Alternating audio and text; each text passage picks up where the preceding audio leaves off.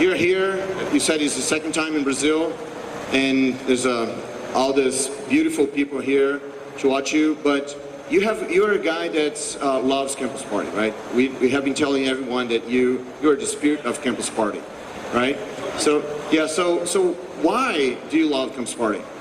Well, I love Campus Party because I was part of this type of people when I was young. I loved technology, I loved all the products, I loved using them, hooking them up, talking to other people that did it, but there weren't nearly as many of us back in those days. And having the dreams to somehow, someday, have my own computer really led to so much. You just have to believe, I want something so bad, and someday I'm gonna make it for myself if I have to. So this is the sort of people that I see here, and it's a younger mindset. It's not the corporate, we know we're established with business models and we set up the finances, but a lot of you do have companies in your future and successful products and work that's going to take you somewhere. And I feel so close to that because if it weren't for my days when I was out in groups like this, and especially the Homebrew Computer Club that met and talked about how much we were going to change the world when all the computer companies didn't believe it, I wouldn't be here today. Yeah, muito bem.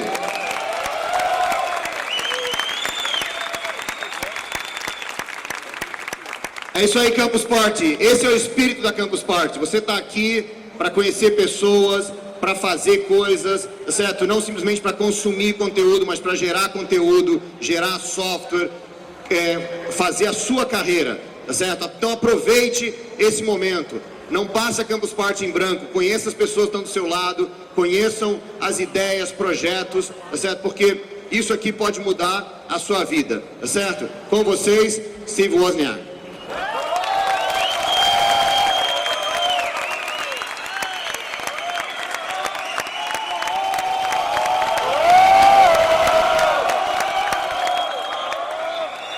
Thank you for this extremely warm reception. They showed my book, I Was, and you would think, oh, he went and wrote a book about himself. Well, the truth is, I didn't write it for years and years, decades, and the book companies wanted me to write a book, and I said, I don't have the time. I'm playing with my technology all the time. I'm trying programs on my computer. I'm trying out new hardware. I don't have the time. Finally, later in life, my final kid left home for college, and I was home all alone, not married, so finally, I got around to writing a book, but it's not something that I go out and try to do. It's like a lot of little accidents. You stumble into them in life. I'm not one of these people that likes to have a super plan about things. I just like going where I feel is the right place that I'm attracted to with things. I very much like this is my second time in Brazil, and the people here are just so gracious, nice to me, wanting to show me things and just it's a very different than Silicon Valley people, I'll tell you that. Here I get to come to Campus Party, which I love so much, as I explained, and I can dress as casually as I like to dress any day at home. And a lot of engineers in Silicon Valley, a lot of computer people like to think that way. I just want to dress simple and casual. I don't want to follow rules. Well, what is a suit? Some places I go to, they expect you to wear a suit. And it's just really a uniform. You'll wear a uniform to say you are one of us. And I don't really want to be part of a group. I grew up thinking, it's almost like a church religion. You're just going to go and do what everyone else says and say what everyone else says. That's following. You're a follower and not a leader. And I was always so independent that even when I was too shy to talk to people much, I wanted to go out and I believed in myself and my own ideas, and they don't have to be the same as other people. And that's and whatever people feel like being, that's fine. Let them have their rituals in their group.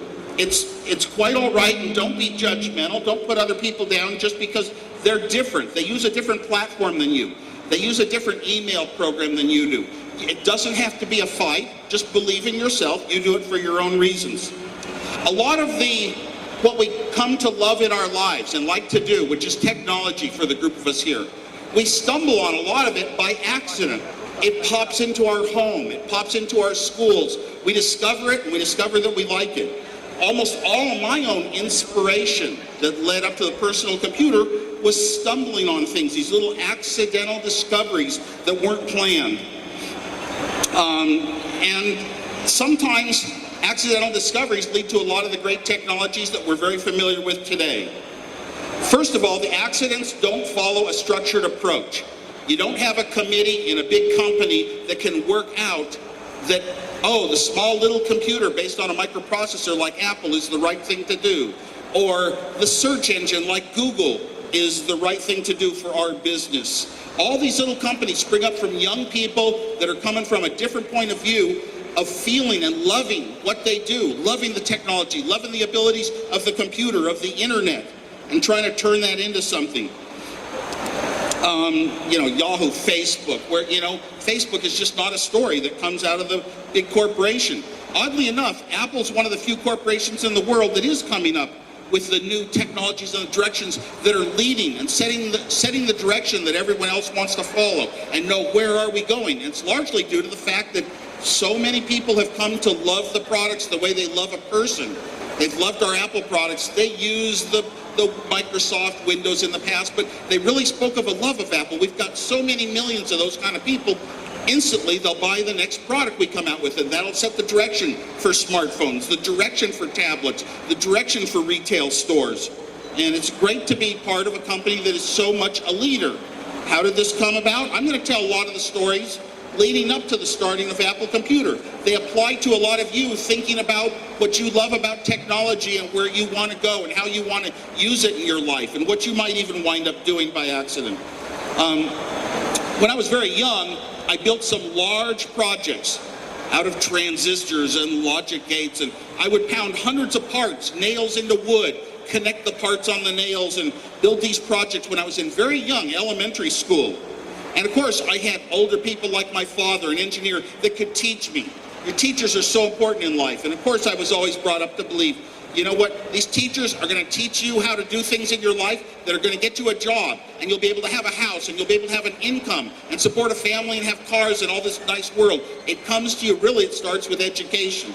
And at least we continue that as a myth. We say it over and over to every generation, and it does have some impact. So I became very fond of schools. I felt that our teachers were a very important part of our life. Now, teacher doesn't necessarily mean a teacher in school.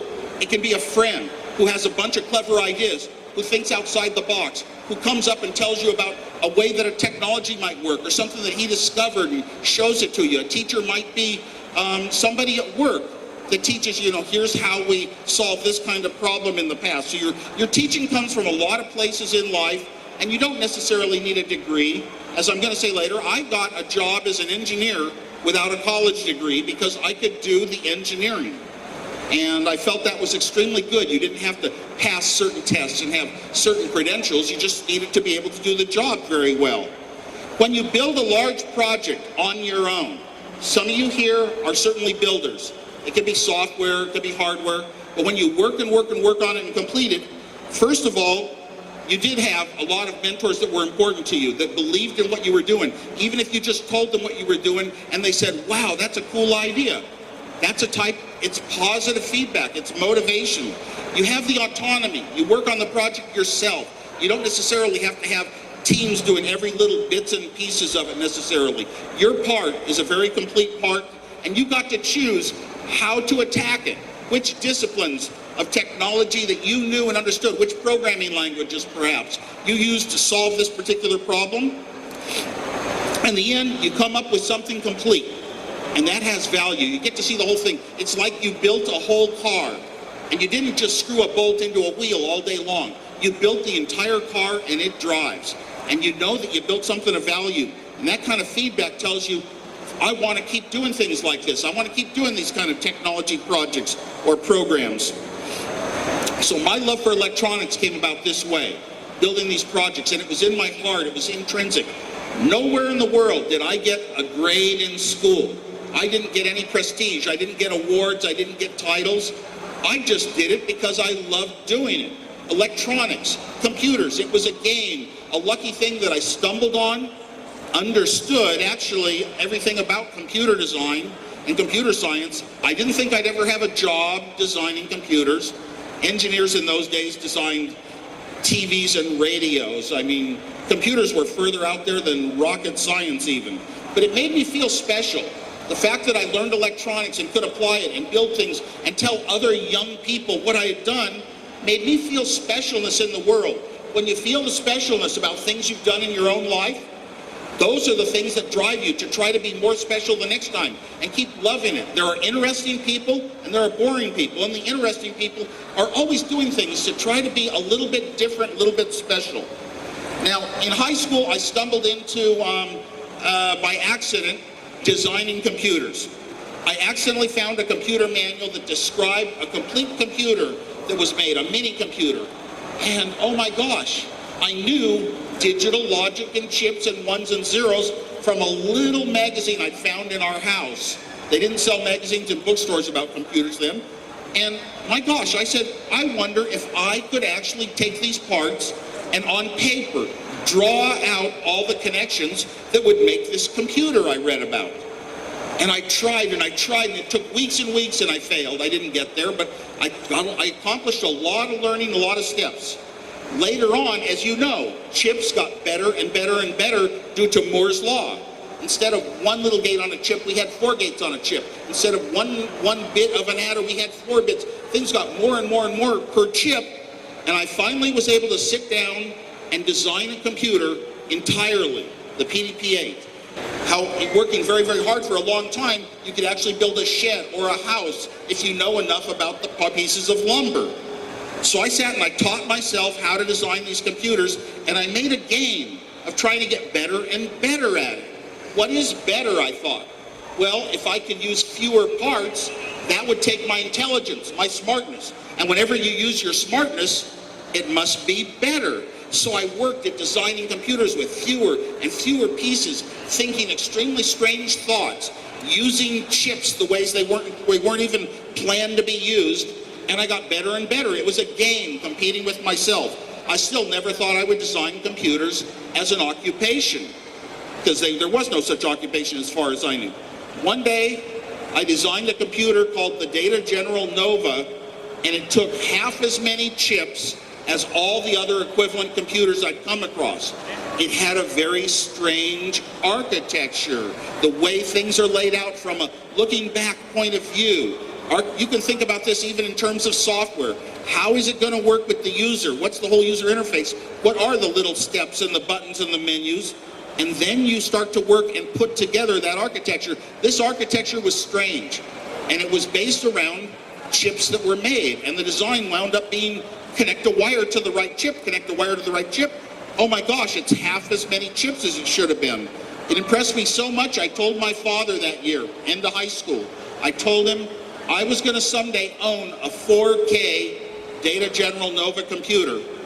And the reason for 4K, it's enough to have a programming language. You needed at least 4K of memory for a programming language. And my dad said, well, it costs as much as a house. And I sat there stunned. I was just a young kid with no money, and I said, well, I'll live in an apartment. In other words, I was going to own a computer before I even bought a house.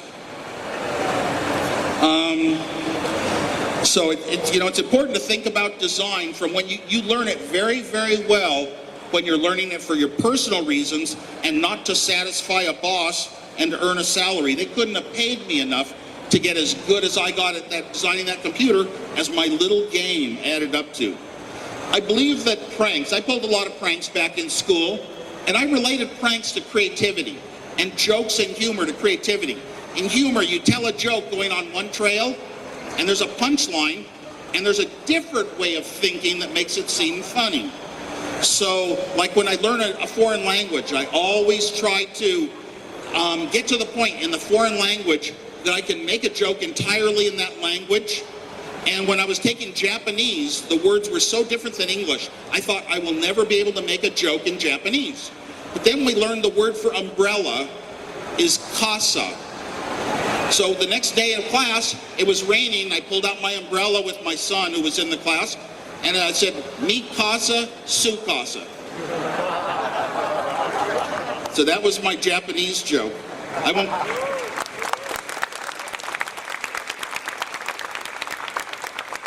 A little bit of misbehavior, and I'll give you a little. I got started early, and I'm glad. I got caught so many times in middle school that I learned by high school how not to get caught. Only got caught once in high school. So one of the ones I did that I'm going to tell you about is in high school we had a formula to get announcements read on TV sets to every student in the morning homeroom class. Announcements about the electronics club meeting in a certain room at a certain time. So I put in a fake announcement and I signed it R. Butts because Randy Butts was our head janitor, and it said, Stanford's head janitor will speak on higher custodial education in a certain room. Higher custodial education, Stanford. I was so funny. And they read it the next morning, it got through the censors, and the students all laughed, and the teacher said, wait a minute, those janitors, actually it's a very respectable discipline.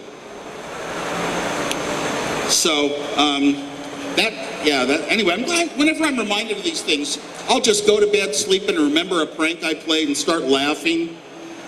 What's life about? It's not about how many yachts you have, how much money you have, your title, your prestige. It's not about the clothes you wear. It's really about happiness. How much did you go around smiling in life? I decided that was my formula for happiness. Did I walk around happy and joking every day with friends? Or did I walk around, in a slump, upset that my business wasn't right and I've got to correct this and I've got to fire somebody? Which kind of person on the day they die had the better life? And to me it was, I like my formula, happiness equals smiles minus frowns. H equals S minus F. Or I came up with happiness equals F cubed, which F cubed I said was food, fun, and friends. And I told that to my high school once when I was being put in an honor a Hall of Fame, and the students started laughing, and I said, oh yeah, there might be a fourth F. You have to know English to catch that one, I'm very sorry. I had a fun year, my first year of college. Introduction to Computers was a graduate level college course. Introduction to Computers, graduate level. Because I was a freshman enrolled in engineering, I was allowed to take the course, and I got my A+. And I ran every program I could think of. I just thought, whoa, a computer is there to be used, and I want to explore it and write every program I could think of. I ran the class budget 5 times over. They made it sound like they were going to charge me a huge amount of money, and it was very scary. So basically, I got put on probation. But while there, for fun, I built a little device that would jam TV pictures on the old analog TVs. And I walked into this color TV one day and tuned it up, and it jammed the TV.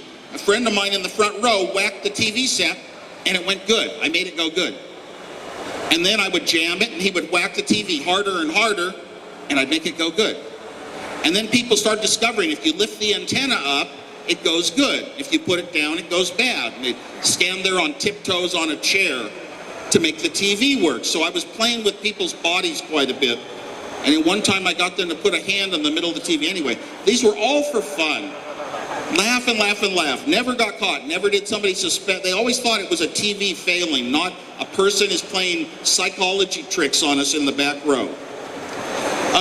Sometime during my college years, I took a year off to earn the money for college because I felt very much I didn't want to borrow money.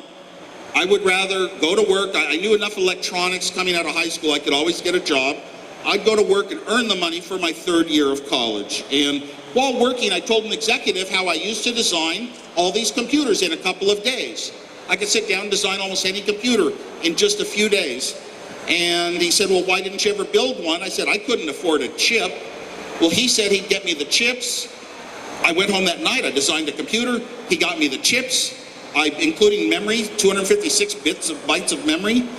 Built the computer, and the guy I was building it with down the street said, you've got to meet Steve Jobs. Because Steve Jobs also knows digital electronics like you, and he likes to play pranks and jokes at school like yourself. So I met Steve, and we sized each other up, what pranks we played, and what kind of, and he was really impressed with all my design ability, how I could design computers and everything. And he was always talking about kind of the future. Could you ever build a computer that could be sold? Could you ever design a computer that other people could pay money to use, like time-sharing systems? Steve Jobs, the counterculture was going on. The counterculture was people that were different, trying to come up with different ways to think than society that had come before. It was the big hippie movement of the 1960s and all, and Steve was really a part right in that movement. Me, I admired it, but I was one who could sit and listen and watch other people and admire what they do, but I didn't have to do it myself. So I never did any of their drugs or any of that stuff, but I'd hang around them and be included as a part because I kind of admired the fact that they were able to think that there were other ways to lead your life. Steve would eat little nuts and walk around with bare feet and that kind of stuff. And he was in high school when I met him. And he would talk about how they sat down and made a claymation movie at the high school and did things like that. I mean, it's really the forerunner, connect the dots, if you will, all the way to Pixar. My third year of college, I designed a blue box that could make free telephone calls anywhere in the world. And I went by the name Berkeley Blue. And Steve Jobs came up and he said, wow, there's the people interested in this, we can sell them. So he was always the salesman. And so we sold the blue boxes. That was the first time we had our own little company.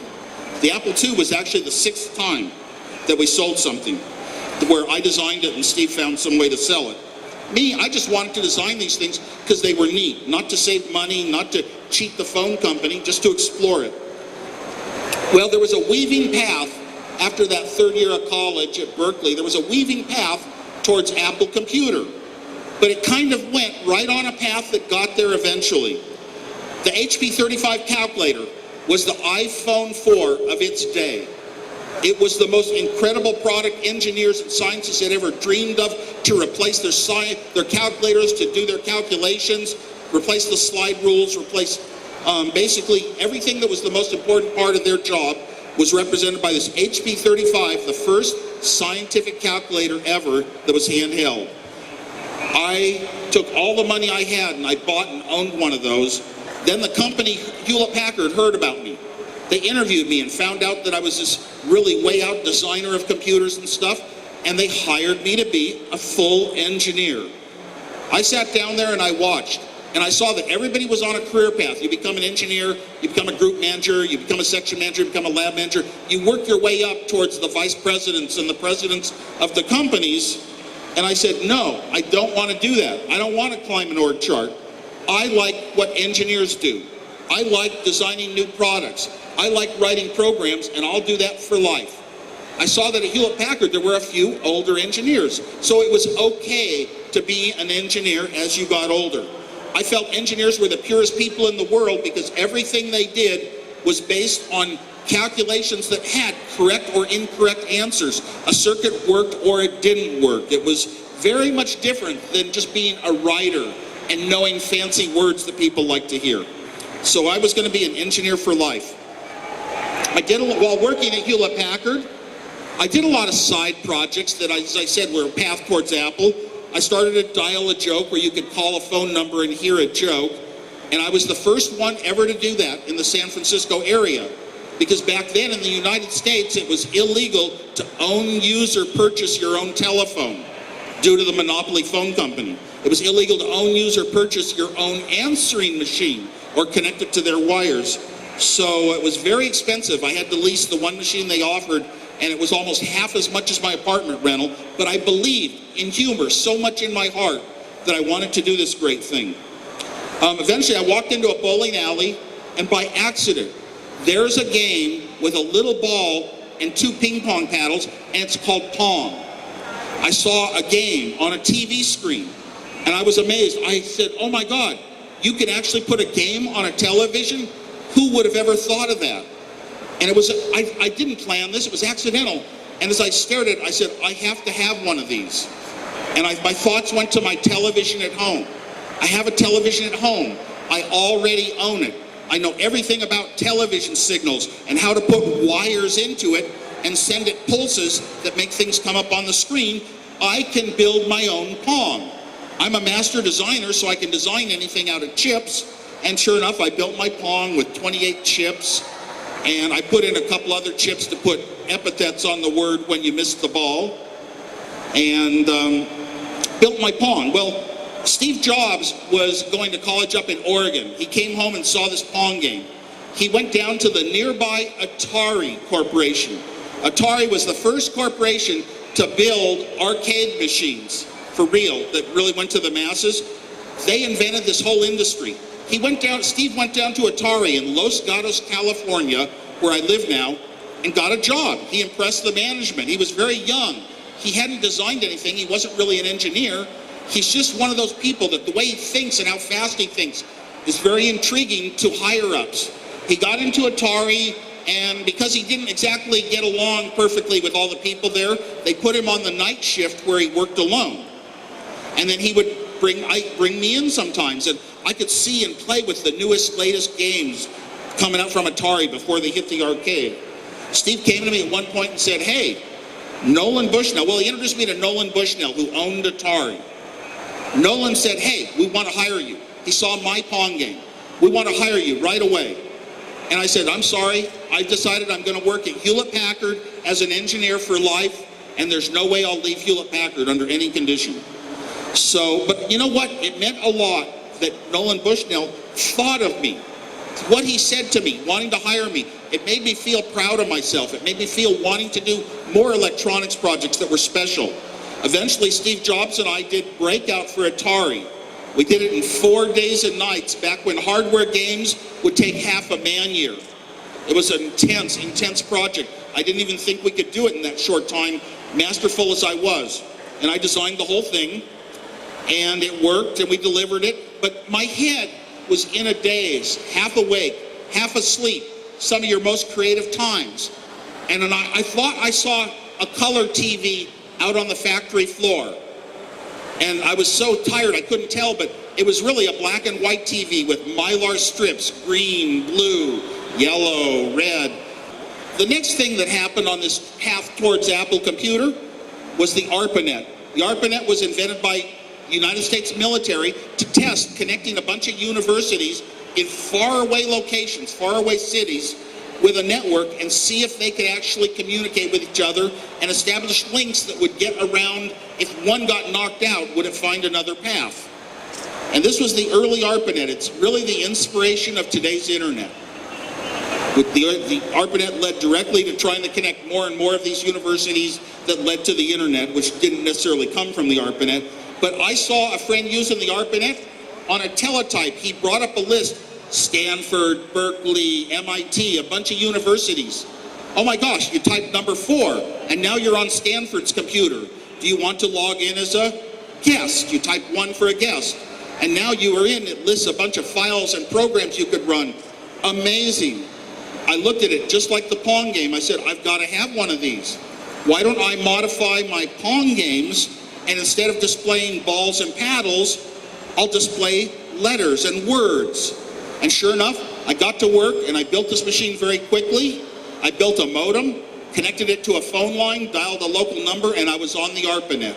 And I could type away to a computer in Boston across the country, and that computer could type back to my TV set. Wow. About that time, Steve Jobs was going back and forth between Oregon for a few months and Atari. Steve Jobs came home, and he saw this thing, this little terminal I had to connect to other computers, and he said, hey, there are time-sharing computer outfits that rent terminals at a high price. Yours is so cheap and so few parts. Why don't we just sell it to them for 1/10 of what they're paying for the teletypes? And we actually did. We went ahead and sold it. Steve was always pursuing how far this technology could go. Could you ever use a microprocessor? I will tell you the truth. I always nodded to Steve. I said, you could, but I didn't know what a microprocessor was. I had sort of been left out of that world while I designed calculators at Hewlett-Packard. And he said, could you ever connect a disk? Well, of course, yeah, you can connect this. Could you make a time-sharing system that other people call? He wanted to build a big time-sharing system that other people could use. He was always out there trying to pursue the far ends of what was possible. Steve was very hyperactive the way he talked and everything. And he was kind of wild, like a crazy guy. But he wanted to be one of those people that changed the world. He would speak of Shakespeare, of Isaac Newton, how they took the world so much further, and everybody else kind of you forget about, you don't hear about, only a few of the very important ones. He wanted to be one of those people, so I'm very glad he's made it. The Homebrew Computer Club, a group of computer enthusiasts, just like Campus Party, talking about how we were going to change the world once we had our own computers. I decided I had the formula in my head. I discovered the microprocessor. I bought the cheapest microprocessor that came out. I designed a computer. What I did was I didn't design a computer. I had a terminal that talked to other computers far away. I took my little TV terminal and I added a microprocessor and some memory to it. All of this was my own design. Never once did I look at anyone else's design and say, I'm going to do what they did. I'm going to copy what they did. You learn skills as an engineer, how to design your own stuff, and you should be pure and honest, and you make your own stuff, and you don't copy others. So I designed all this myself, and I added the microprocessor on. I designed it, I soldered it up, and it worked. I could now type some stuff into my own computer and see it on my TV set. In those days, all of the small computers, the mini computers, were a big front panel, and you know what a front panel is? Switches that you could toggle 1011001011, a big binary number, push a button and it goes into some register. Toggle another number and push a button and it goes into memory. Push a button, toggle another 011011, push a button, it goes into memory. You could get a short little program in if you were patient and had 20 minutes and didn't make a mistake. That was what a front panel did. And if you wanted to see what was in one memory location, you could toggle in 1011, the address of the location, and push a button and it would show you in lights. 10001110. That's what's in that location. That's what a front panel was. And that's what I had built 5 years before, the computer that I was building when I met Steve Jobs. But I wanted a real computer, a computer with 4K bytes of memory so I could have a programming language. The 4K dynamic RAM came out that summer. This was the first time ever that solid state memory was going to be cheaper than all those big core memory panels, the magnetic core memory panels that you see in museums. Wow, I love it. The world of chips, that's my world. Memory is now chips. I built this machine up and I wrote a little program. I said, our calculators have a little program that makes them work. I'll write a little program. It took two chips to have 256 bytes of a program. Just enough so I could type. By typing on a keyboard, I could do everything that the front panel used to do. So it was a quick hack. I modified a terminal designed to talk over slow modems that could only talk at 30 characters a second max. And I designed it, I modified that terminal into a computer. So the Apple I computer had a very slow text output, but it was a certain number of chips, maybe 30 or so chips on one board, plus some memory. Anybody could look at it and see, this is a formula for building a complete computer that can run a program. I was missing one thing. That summer, Bill Gates wrote a program, BASIC, for the Intel microprocessors. And I sniffed the wind and I saw that BASIC was the future because there was a book called 101 Basic Games. Games were going to be a key part to these new computers.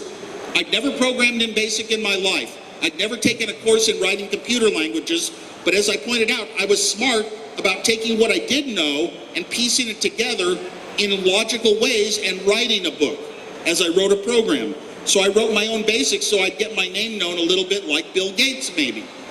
And because in those days I was too shy to talk to people. If I designed something good, I'd show it off and then I would get people who would talk to me. That was my way of socializing. Of course, I built this computer and I gave it away. I gave away the schematics. I gave away the code listings.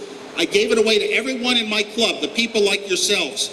And I said, you can build your own. I wanted them to have the ability to build their own at an affordable cost and be a part of this big social movement, the revolution that we were on top of.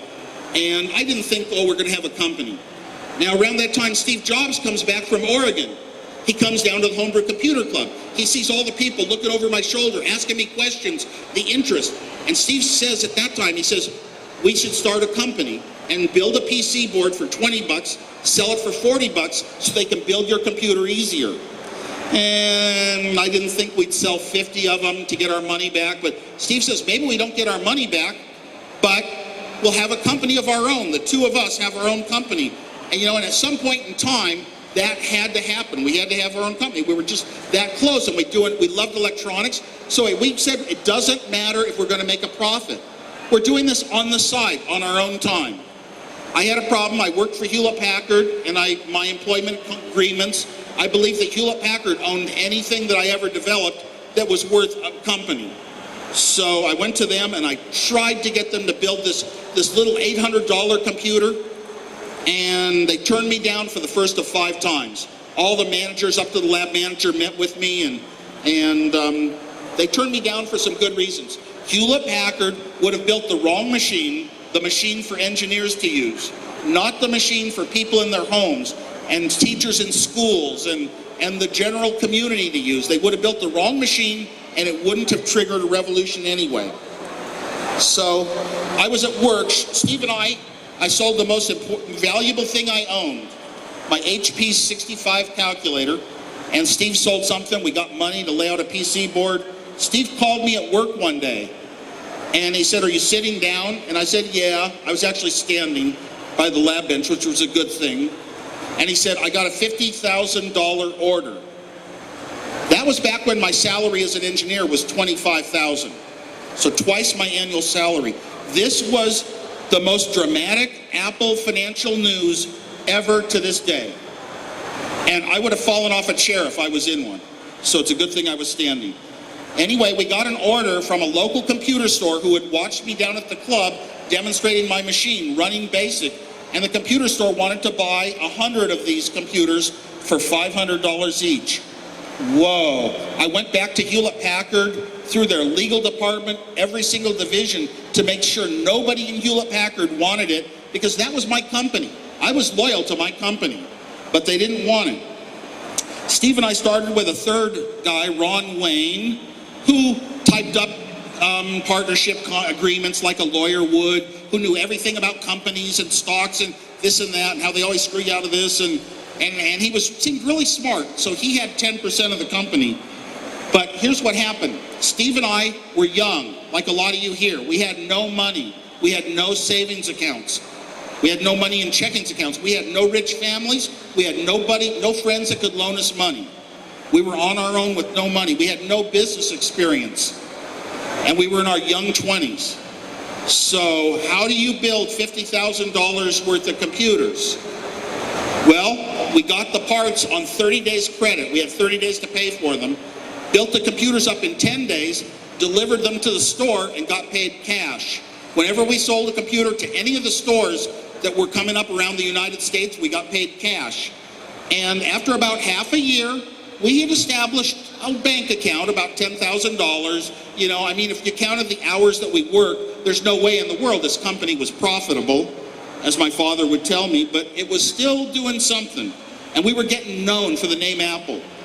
Well, a funny thing happened. Within 3 months, before we even shipped these Apple I computers, I had designed the Apple II. I sat down and said, I wonder if my color idea will work. And I designed a color TV generator at the heart of it. And above that, I generated the computer timing. And above that, I generated the RAM timing. And above that, I generated the computer. And I tested it out. Finally, I built it up one night, and I typed a number into memory, and a blue spot popped up on my TV. I typed another number in. A yellow spot popped up on the TV. I called Steve Jobs. He came down and saw it. We were shaking. It was a eureka moment. We knew that this product was going to change the world. It was back in a day when no one thought color would ever come to low-cost computers. And I had graphics, and I had high resolution. We knew this was going to be the heart of something big, that we could sell 1,000 of them right away. Problem is, we had to raise money, and we'd never done that. We had no experience. Steve Jobs went around talking, pulling in companies or venture capitalists, and he found an angel, Mike Markkula. Mike Markkula agreed to loan all the money we needed to build 1,000 computers. Mike Markkula would own 1/3 of the company. Mike Markkula had business experience, somebody who had been through it all before, and he would tell us who we needed to hire, what job positions, what the responsibilities of those job positions were. Steve Jobs would be kind of randomly going to whichever departments needed his attention and learning to be an executive in every function of a company. My role would be strictly engineering because that's all I wanted to do. I figured better to keep when it comes to things like marketing, better to keep your mouth shut and be thought stupid than to open it and leave no doubt. So we had our roles. this was going to be the first computer ever that needed a plastic case. We were going to build so many. The first time ever. And Steve Jobs was in charge of that case. And he found some local low-cost plastic process and eventually saved us. We had a real plastic case made overseas. The ROMs, the Apple II came in, was a machine that you could turn on, beep, and it was actually running something. It was running the programming language BASIC. I'm going to call BASIC, actually Bill Gates BASIC, the first killer app. It's a killer app. It was something that somebody could turn on and use, copy examples from books, learn how to solve problems with, and use, and that's really what was selling our computer. Now, a computer that cost a couple $1,000s and only played kind of a lot of games you could buy on cassette tapes, very slow cassette tapes, too slow to want to do your checkbook on them. It wasn't going to sell very much, but by the way, we had 8K bytes of code running the entire Apple II. We used the very latest chips that had just come out from one company only, 2K bytes.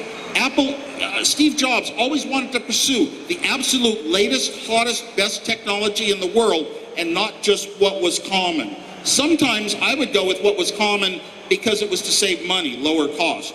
But we had the newest, hottest ROMs in there. Every bit of that code was written in computer language by hand, my hand, and then I wrote the ones and zeros that it would translate to because I couldn't afford to buy an assembler program or to log on to a time sharing and have it calculate the ones and zeros for my programs. Every bit of it exists to this day by hand, right down to every 1 and 0 that was in the Apple II. Very unique. A guy named Jeff Raskin came to Apple and told Steve and I, there's different types of computers. They can all calculate numbers. They can all do the basic computer work for a computer person. But if you put a lot of effort into software, you can write the software in ways that make the computer easier to use than just it's adequate. It sort of does it. You can make it so easy that somebody who doesn't know anything about computers can come up and use it. Jeff Raskin brought this idea of computers should be intuitive, easy to use, to Steve and I, and we were both struck by it and convinced. Okay, Jeff took us down to Xerox PARC Center, where we saw the mouse-based, GUI-based system. He was the guy that introduced us to that.